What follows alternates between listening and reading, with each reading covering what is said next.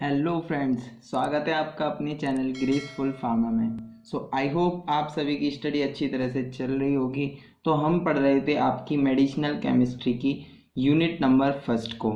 Unit number first में हमने आपका एंटी हिस्टामिन को कंप्लीट कर लिया था, जिसमें कि हमारे H first antagonist and H two antagonist थे। अगर आपने अभी तक वो लेक्चर नहीं देखे तो मैं आपको आई बटन पर प्रोवाइड करा दूंगा, आप वहां पर जाकर देख सकते हैं। एंड डिस्क्रिप्शन में लिंक डाल दूंगा, आप उस पर क्लिक करके देख सकते हैं। स्टार्ट करने से पहले आई होप आप सभी ने अपने चैनल ग्रेसफुल फार्मा को सब्सक्राइब कर लिया होगा, बेल आइकन को प्रेस कर दिया होगा, जिससे कि मेरी जो नेक्स्ट लेक्चर आएंगे तो उनकी आपके पास नोटिफिकेशन आ जाए। तो आज का टॉपिक है हमारा एंटी नियोप्लास्टिक एजेंट। सबसे पहले हम ये देखेंगे कि आपके एंटी नियोप्लास्टिक एजेंट होते क्या हैं। तो anti neoplastic agent are used to treat the cancer. ये तो हम बोल सकते हैं कैंसर के ट्रीटमेंट के लिए जिस मेडिसिन का हम यूज करते हैं उन्हें हम एंटी नियोप्लास्टिक एजेंट बोलते हैं।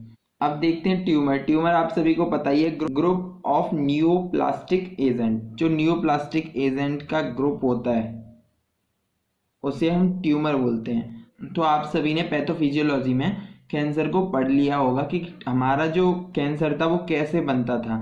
अगर नहीं अच्छे से पढ़ा तो हम अब थोड़ा सा और देख लेते हैं। हमारी बॉडी क्या करती है, लगातार ग्रोथ करती रहती है। तो ये ग्रोथ हमारी किस कारण की वजह से होती है, कैसे होती है, तो आप सभी को पता ही होगा कि हमारी बॉडी के अंदर जो सेल्स होती हैं वो क्या करती हैं, सेल का डिवीज़न करती हैं। तो सेल डिवीज़न आई होप आप सभी ने पढ़ लिया होगा पैथोफिजियोलॉजी में। तो सेल डिवीज़न करने पर हमारी सेल्स क्या होती थी, 1 से 2, 2 से 4, 4 से 8, ऐसे करके सेल डिवीज़न एक मतलब दुगनी करती रहती थी, दोगुनी होती थी। तो हमारी जो बॉडी होती थी वो डेवलप करती थी, ग्रोथ करती थी आपकी सेल डिवीज़न। तो आपकी बॉडी में सेल डिवीज़न भी होना क्या है, बहुत ज़रूरी है, क्योंकि जब भी तो आप बढ़ेंगे जब आपकी सेल्स ग्रोथ करेंगी। तो हम जैसे कि एग्जाम्पल मानो कि हम और आप पहले कितने छोटे थे और अब कितने बड़े हो गए हैं। तो ये सारी चीज़ें हमारी किसकी वजह से हुई हैं, क्योंकि हमारी बॉडी में सेल डिवीज़न हुआ है। तो इसलिए हमारी बॉडी क्या कर रही है, ग्रो कर रही है। तो हम पहले छोटे थे, अब कितने बड़े हो गए। सेल के साइज बढ़ने की प्रोसेस होती है, जो आपकी सेल की जैसे कि यहाँ से 1 से 2 ये आपकी सेल्स बढ़ रही हैं, तो इसको हम क्या बोलते हैं, प्रोलिफिकेशन बोलते हैं। अगर सेल डिवीज़न बॉडी में ज़्यादा हो जाए, मतलब अनकंट्रोल हो जाए, आपकी जो सेल्स डिवीज़न कर रही हैं वो अनकंट्रोल हो जाए, तो बॉडी के लिए ये क्या हार्मफुल इफेक्ट है, ये हार्मफुल शो करता है। तो जब वो आपकी अनकंट्रोल्ड हो जाती हैं सेल्स, तो वो एक ग्रुप बना लेती हैं जिसे वो ट्यूमर में कन्वर्ट कर देती हैं। तो एक वो ट्यूमर बना लेती हैं। तो कैंसर में आप सभी ने पढ़ाई होगा कि कैंसर में क्या होता था, वो ट्यूमर बना लेती थी। तो कैंसर में बहुत सारे जो कैंसर के जो पेशेंट होते हैं वो बहुत ही वीक हो जाते हैं, क्योंकि जिस जगह आपके ट्यूमर प्रेजेंट होता है उस जगह उन सेल्स को बहुत ही ज़्यादा न्यूट्रिशन की ज़रूरत पड़ती है। तो जब आप भोजन करते हैं, जब आप खाना खाते हैं, तो क्या होता है, खाने से जितना भी आपका न्यूट्रिशन निकलता है तो वो आपकी बॉडी की सारी सेल्स को जाता है। तो सारी सेल्स पे जाने के बाद फिर भी आपकी जो कैंसर सेल्स होती हैं उनके लिए न्यूट्रिशन कम पड़ जाता है। तो आपकी कैंसर सेल्स क्या करती हैं, जो आस पड़ोस वाली सेल्स होती हैं उनसे न्यूट्रिशनल ले लेती है। तो इसी के चलते जो कैंसर पेशेंट होते हैं उनको वीकनेस हो जाती है।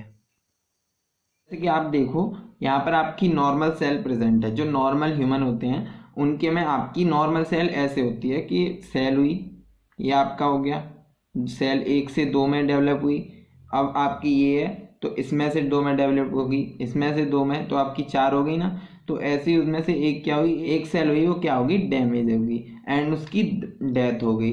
तो आपने आई होप पढ़ा होगा पैथोफिजियोलॉजी, अगर अच्छी तरह से पढ़ी होगी तो पैथोफिजियोलॉजी में आपने टॉपिक पढ़ा होगा एपोप्टोसिस एंड नेक्रोसिस।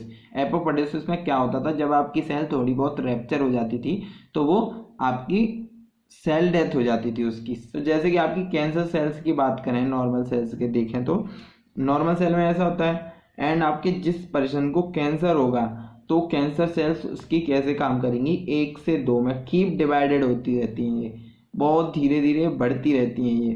और जैसे 1 से 2 में, फिर इस वाली 2 से, फिर इससे 2 से, तो देखो 4 हो गई, 4 से देखो यहाँ पर 8 हो गई। अब इन 8 से 16 हो जाएंगी, 16 से 32 हो जाएंगी। तो ये क्या करती हैं, दोगुनी होती रहती हैं आपकी। तो ये आपकी कैसी होती हैं, अनकंट्रोल्ड सेल ग्रोथ होती है। So cancer is a disease in which abnormal and uncontrolled cell division attacking the surrounding tissue and organs. तो आपकी क्या होती है, जो कैंसर डिजीज में आपका क्या होता है, जो एबनॉर्मल पर्सन होता है उसकी अनकंट्रोल्ड सेल डिवीजन होता है उसकी बॉडी में। अनकंट्रोल्ड सेल डिवीजन आपका क्या करता है, जो उसके पास वाली जो टिश्यूज होता है, जो ऑर्गन होता है, उस पर भी अटैक कर देता है। तो वहाँ पर भी जो आपके सराउंडेड उसके जो टिश्यूज एंड ऑर्गन्स होंगे, उनकी सेल्स को भी वो क्या करेगा, अपने साथ जोड़ने की कोशिश करेगा। एंड सेल डिवीजन होने के बाद उनके अंदर आपका एक बंच सा बना लेगा, एक गुच्छा सा बना लेगा, और उसी जगह आपका ट्यूमर बना लेगा। और ट्यूमर के बाद ही आपको क्या हो जाता है, वहाँ पर कैंसर हो जाता है।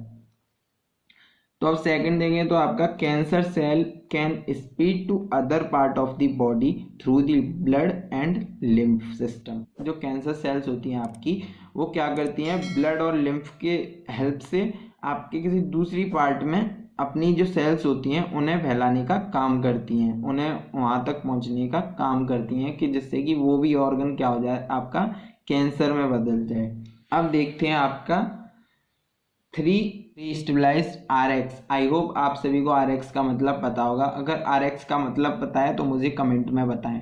कौन कौन से तरीके हैं हम आपके कैंसर का, मतलब कैसे कैसे इलाज कर सकते हैं, कैसे इसका ट्रीटमेंट कर सकते हैं कैंसर का। सबसे पहले आपका आता है इसमें सर्जरी, मतलब कटिंग। कि बॉडी के जिस पार्ट में कैंसर है तो उस पार्ट में आप क्या करते हैं, सर्जरी करवा लेते हैं, कटिंग करवा देते हैं उस ट्यूमर की। ट्यूमर बन जाता है। तो ट्यूमर क्या होता है आपका पता ही है, ग्रुप ऑफ सेल्स होता है, एक मतलब गुच्छा सा बन जाता है। तो उसकी क्या करवा देते हैं, सर्जरी करवा के बहुत सारे जो लोग होते हैं वो निकलवा देते हैं, कटिंग करवा देते हैं। एंड सेकेंड है आपका रेडियोथेरेपी। कुछ रेडिएशन के थ्रू आपका क्या होता है, उन सेल्स को बर्निंग मतलब जलवा देते हैं वहीं उसी जगह। बट इसका कोई अभी तक पक्का इलाज नहीं मिला। तो रेडिएशंस के थ्रू भी आपका इसका जो इलाज है वो बताते हैं होता है, बर्निंग, उसे जला देते हैं उस ट्यूमर को।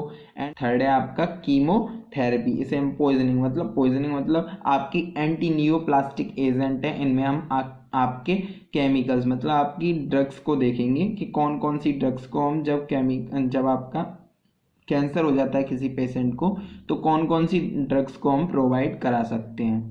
अब देखते हैं इसके टाइप ऑफ कैंसर की बात करें तो आपका कैंसर किस किस टाइप से, किस किस प्रकार से आपकी बॉडी के अंदर होता है। सबसे पहले आपका आता है कार्सिनोमा। तो कार्सिनोमा कैंसर की बात करें तो जब आपकी बॉडी के स्किन से स्टार्ट हो, कार्सिनोमा कैंसर की बात करें तो स्किन और इन टिश्यूज दैट लाइन और cover intestinal organ cancer start इन अ स्किन। जब आपकी बॉडी की स्किन से, टिश्यूज से स्टार्ट हो और धीरे धीरे अंदर बढ़ रहा हो, उसे हम कार्सिनोमा कैंसर बोलते हैं। अब देखते हैं आपका सेकंड सार्कोमा में क्या होता है, this type of cancer start in the bone, cartilage, fat, muscles, blood vessels और अदर कनेक्टिव टिश्यू और सपोर्टिंग टिश्यू। तो पहले तो आप सभी ने देख लिया होगा कि जो आपका कैंसर था वो स्किन से अंदर आ रहा था धीरे धीरे, अब और अंदर चलते अब आपका कैंसर है वो और अंदर आ गया है। पहले तो आपका स्किन में था, अब और अंदर चलते हैं तो सार्कोमा आपके bone, cartilage, fat, muscles and blood vessels में किसी भी प्रकार का अगर ट्यूमर को डेवलप कर देता है तो उसे हम बोलते हैं सार्कोमा कैंसर। अब आपका आता है थर्ड ल्यूकेमिया में क्या होता है, ल्यूकेमिया की बात करें तो this type of cancer start in the blood forming tissue. मतलब हमारी बॉडी में जहाँ पर ब्लड का फॉर्मेशन होता है, जहाँ पर हमारी बॉडी में ब्लड बनता है आपका, तो जैसा कि आप सभी को पता ही है कि आपके जो ब्लड है उसका फॉर्मेशन आपके बोन मैरो में होता है। तो अगर वहाँ पर आपका कैंसर होता है तो उसे हम क्या बोलेंगे, ल्यूकेमिया कैंसर बोलेंगे। तो जैसे कि आप सभी को पता है उसे और क्या बोलते हैं, जिसको आप ब्लड कैंसर के नाम से भी जानते होंगे। जिसको आप देखते हैं इसका fourth and last lymphoma and myeloma. Lymphoma and myeloma की बात करें तो this type of cancer start in the cells of immune system. जो आपकी इम्यून सिस्टम, जहाँ पर हमारी जो इम्यून सिस्टम को डेवलप होता है, जहाँ पर हमारी इम्यून सिस्टम डेवलप होती हैं, जहाँ पर हमारी T1 एंड B1 आपकी जो सेल्स प्रेजेंट होती हैं, अगर आपके वहाँ पर कैंसर हो गया है तो उसे हम क्या बोलते हैं, लिम्फोमा एंड माइलोमा।